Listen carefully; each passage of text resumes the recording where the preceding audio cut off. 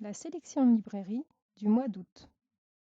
Les éditions Arte nous proposent 3 nouveautés dans la collection Arte Jeunesse.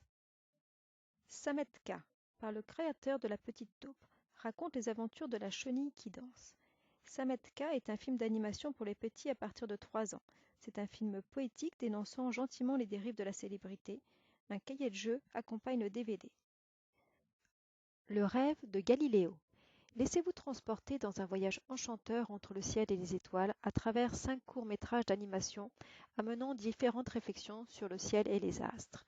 Ces courts-métrages sont dans la lignée des films d'animation Jean de la Lune et Ponyo. Les courts-métrages sont publicités par les maternelles et ont eu un véritable succès avec plus de 80 000 entrées salles.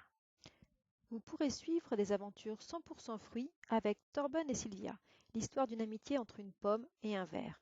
Un film d'animation danois pour apprendre en s'amusant à partir de 6 ans. La morale de ce conte est de faire comprendre aux enfants qu'il ne faut pas vouloir à tout prix vivre selon les codes de la perfection qu'impose la société, mais qu'il faut s'accepter tel que l'on est. Un plan média dans la presse spécialisée jeunesse sera mis en place pour la sortie de ces DVD. Un monstre à 1000 têtes, édité par Memento Film. Film mexicain de Rodrigo Pla, présenté au Festival de Venise et plébiscité par la critique. Le réalisateur nous démontre comment une femme en détresse a toutes les raisons de devenir violente face à un système administratif absurde. Le mari de Sonia souffre d'un cancer en phase terminale. Seul un ultime protocole médical pourrait le sauver. Pour cela, Sonia doit obtenir d'urgence la signature de sa compagnie d'assurance. Ce thriller est un véritable combat contre la corruption et les injustices. Keeper de Guillaume Senet, édité par Blackout. Pour son premier film, le réalisateur nous raconte l'histoire de Maxime et Mélanie. Ils ont 15 ans. Ensemble, ils explorent l'amour et le sexe, jusqu'au jour où Mélanie découvre qu'elle est enceinte. Keeper n'est pas seulement un récit sur l'adolescence et être parent à l'âge de 15 ans. C'est aussi un film sur la paternité, ou plutôt l'impossibilité d'être père. Maxime voudrait bien assumer son rôle et aborder de front une situation qui l'a d'abord totalement déstabilisé, sauf qu'il en est incapable parce que la société lui imposait de se lasser, de laisser toute la responsabilité à la mère. Keeper parle de passion, de la recherche d'un absolu malgré une réalité souvent trop dure à affronter. Alias Maria de José Luis Rugueles, édité par Blackout.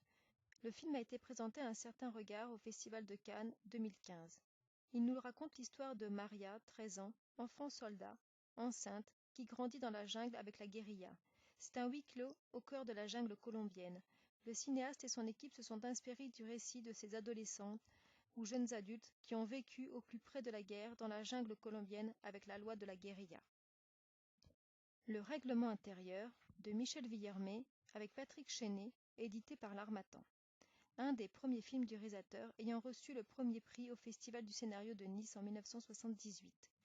Une classe entière manque à l'appel et revient le lendemain comme si de rien n'était. Action concertée ou hasard? Un proviseur tourmenté, un policier fort en maths, un enseignant décomplexé mènent l'enquête. Comment un événement apparemment mineur peut-il devenir une vraie énigme? 10 jours dans la guerre d'Espagne, réalisé par Patrick Jeudi, édité par les éditions Z. Octobre 1938. La guerre civile espagnole fait rage depuis plus de 2 ans. Alors que les républicains et les franquistes s'opposent violemment, le photographe Jean Moral et le reporter Joseph Kessel sont envoyés par Paris Soir et Match pour couvrir le conflit. Ils resteront 10 jours sur place, durant lesquels ils tenteront d'atteindre Madrid, assiégé, affamé et soutenu par une population motivée. Sous la forme d'un carnet de bord, ce documentaire raconte le périple de ces 2 hommes à travers leurs regards. Le spectateur vit les derniers jours d'une Espagne républicaine agonisante. Truffé d'archives, ce film s'inspire de leur reportage paru en 1938 sous le titre La guerre est à côté. Le documentaire a été diffusé sur France 5. Génocide arménien, le spectre 1915, documentaire réalisé par Nicolas Jaillot aux éditions Z. À l'occasion du centenaire de la tragédie, le réalisateur nous propose un documentaire poignant, fondé sur les témoignages de Turcs dont l'histoire est liée au massacre de 1915.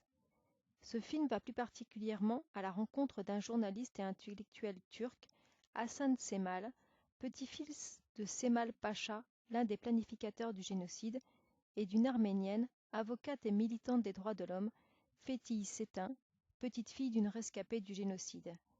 Tous les deux, à leur manière, œuvre pour que la Turquie retrouve la mémoire et reconnaisse le génocide des Arméniens.